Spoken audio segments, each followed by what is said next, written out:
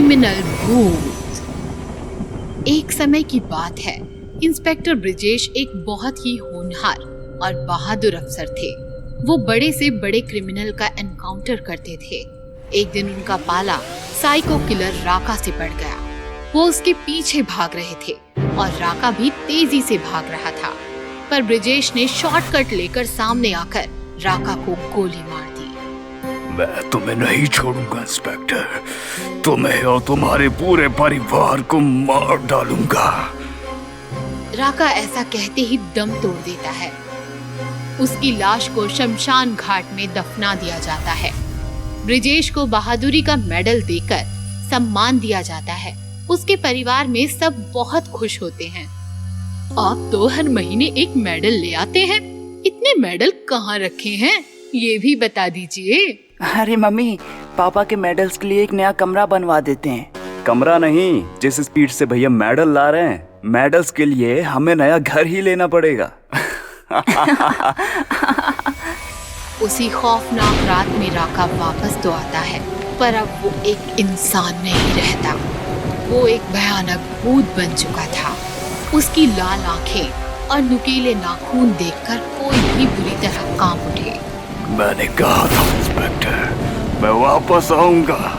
अब तुझे और तेरे परिवार को मुझसे कोई बचा नहीं सकता। अगली रात ब्रिजेश का भाई राजेश ऑफिस से घर की ओर लौट रहा था। तभी उसे ऐसा लगता है कि उसका कोई पीछा कर रहा है। राजेश पीछे मुड़कर देखता है तो कोई नहीं होता। तभी उसे एक अजीब सी आवाज सुनाई देती है। तू ही है ना उस बहादुर ब्रिजेश का भाई?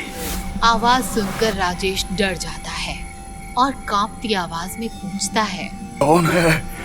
तभी राका का भूत उसके सामने आ जाता है। मैं राका, जिसे तेरे इंस्पेक्टर भाई ने मार डाला। अब मैं तुझे मारूंगा। देखता हूँ तेरा बहादुर भाई तुझे कैसे बचाता है। राजेश के उस भूत को देखकर पसीने छूट जाते हैं। वो तेजी से भागने लगता है। तभी राका उसकी गर्दन पर हमला करता है और उसका सारा खून पी जाता है और तभी राजेश की मौत हो जाती है। अगले दिन ब्रिजेश अपने भाई को देखता है और फूट फूट कर रोने लगता है। किसने किया तुम्हारे साथ ये भाई? मैं अपने भाई को नहीं बचा सका। तभी ब्रिजेश की पत्नी पूजा को राजेश के हाथ पर नाखून से कुछ लिखा हुआ दिखता है। देखिए जी, देवर जी के हाथ पर कुछ लिखा हुआ है। ब्रिजेश हाथ पकड़ने लगता है। भाई तो गया, अब बीवी की बारी। राका।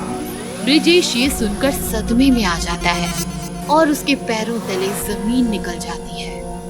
राका, ये सब राका ने किया है। मैं सोच भी नहीं सकता था कि वो वापस आ जाएगा। मैं उसे नहीं छोड़ूंगा। मुझे लगता है कि हमें पंडित जी को बुलवा लेना चाहिए। ये भूत प्रेत का मामला है, आपके बस की बात नहीं है। पूजा अगले दिन पंडित जी को फोन करती है और उन्हें घर आने को कहती है। राका घर की खिड़की से सब देख रहा होता है। इंस्पेक्टर की बीवी, तू तो गई। पूजा घर की छत पर सूख रहे कपड़े लेने आती है कि तभी अचानक से तेज हवाएं चलने लगती हैं और वहाँ राका आ जाता है। कहाँ है तेरे इंस्पेक्टर पति? तुझे बचाने के लिए वापस नहीं आएगा।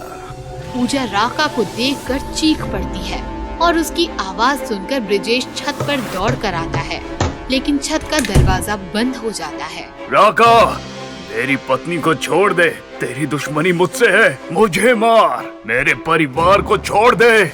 आएगा आएगा, तेरा भी नंबर आएगा, पर पहले तेरी सुंदर सी पत्नी को थोड़ा और सुंदर बना दूं। पूजा डर से भागने लगती है। तभी राका अपने नाखूनों से उसके चेहरे पर हमला करता है। पूजा चेहरे पर लगे घाव से जमीन पर गिर जाती है और तड़प तड़प कर मर जाती है। अभी मेरा बदला पूरा नहीं हुआ है, मैं वापस आऊंगा। दरवाजा खुलते ही ब्रिजेश पूजा की तरफ भागता है और रोने लगता है। तभी वहाँ पंडित जी आ जाते हैं। ब्रिजेश का बेटा सुधीर पंडित जी को राका के भूत के बारे में बताता है। वो एक दुष्ट आत्मा है, उसका अंतिम संस्कार नहीं हुआ है, इसलिए उसे मुक्ति भी नहीं मिली। हमें जल्दी उसके नाम की पूजा करनी होगी ताकि उसे जल्द से जल्द मुक्ति मिल सके। जो करना है जल्दी कीजिए पंडित जी। मैं अपनी पत्नी और भाई को खो चुका हूँ, अब अपने बेटे को खो नहीं सकता। पंडित जी पूजा करने लगते हैं और जैसे ही मंत्र पढ़ते हैं वहाँ राका आ जाता है। नहीं, तुम लोगों की इतनी हिम्मत कि मुझे मुक्ति दोगे, तुम लोगों को नहीं छोड़ूंगा।